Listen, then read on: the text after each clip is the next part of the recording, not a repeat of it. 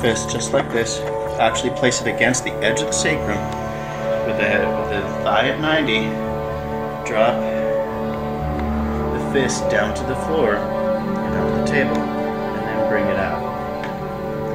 And it's a really nice way to get a very specific fulcrum. What you're doing is your fist becomes the fulcrum that helps to just really begin to open that hip up on the posterior side. Feels good, doesn't it, Heather? Yeah? Goodness? Okay. So once again, get in, you work on that sacrum, put the fist right at the edge of that sacrum, drop it down, come up, swing it all the way out and over, and boom. The other thing you can do to increase the stretch also is put your hand above the knee joint, and Heather, go ahead and push your knee up to the ceiling. 3, 2, 1, release. And whenever you're doing a count for a client for resistance stretching, always count down. 5, 4, 3, 2, 1. Because if you start counting up, they don't know where you're going to stop unless you tell them you're going to stop at 5 or 6. But it's just easier. Counting down is a lot more fun. Another technique while we're working in the hips is there's a lot of muscles that attach underneath the hips. And this is actually a Thai massage move, which can be done on a table or on the floor while working with your client. So it's nice to get in. There's some circles. Get the hip joint kind of mobilized a little bit, and then you come back to a straight leg. Keeping the straight leg up, and then you come around. And just as... So this is the cheek line right here, the gluteal crease. Put the toes right under there.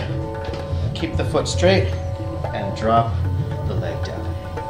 And then wiggle the feet back and forth across ischial tuberosity, and life is good. And then you can do a little swing action. Remember, when dealing with the technique of being TITO'ed, is that it's all about movement. It's all about freedom through body work. So if you move the muscles across the joints by working with them, everything gets a lot more fun. And you can do a little bit of a pull. Notice my body mechanics. I'm keeping wide, not hunching, not pulling. It's open and wide. And then raise the foot back up. Pull the foot out, and get a little shake out. Lather, rinse, repeat. Lather, rinse, repeat. Thanks.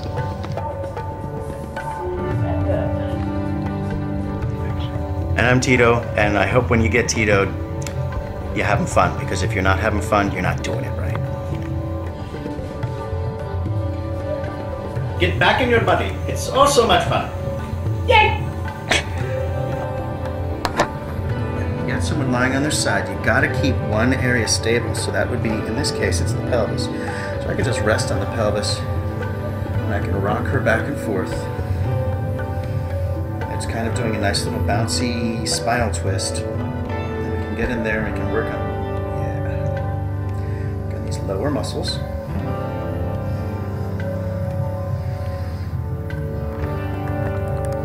And since there's some rib action out up in here, I'm going to change the fulcrum from the hip, get in there with a thumb or some fingers, and we bring the shoulder back. What we're doing is we're trying to get more flexibility in the rib cage and with the shoulder muscles.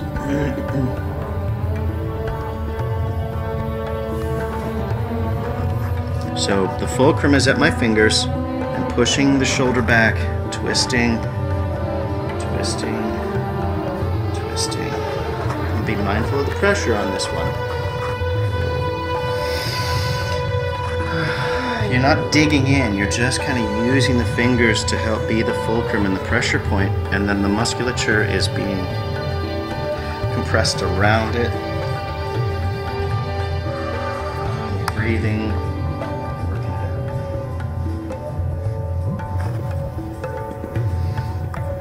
And then once you get some of the once you get the muscle generally loosened up, then you can come back in Stabilizing at the hip because the client needs that support when they're lying on their side. And just do circles on the paraspinals. Don't go over the spinous processes, just next to them. Get in there, nice and... You don't have to dig, you're just doing circles to be able to get that freedom. And make sure that your client is breathing. Take a nice deep breath.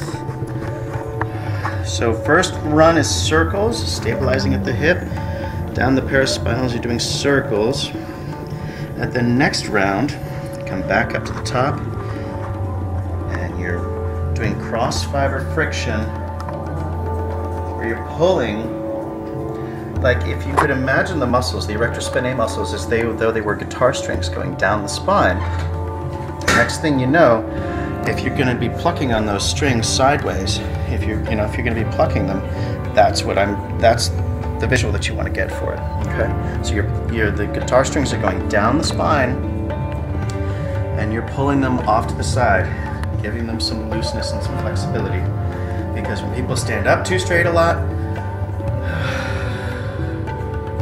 it's super tight. So you just pulling them off nice and gentle. You can use a supported hand like this. Boom, boom, boom. And this is Tito saying thanks. Keep your body going, keep it moving, and keep your groove thing going. Get back in your body. It's oh so much fun.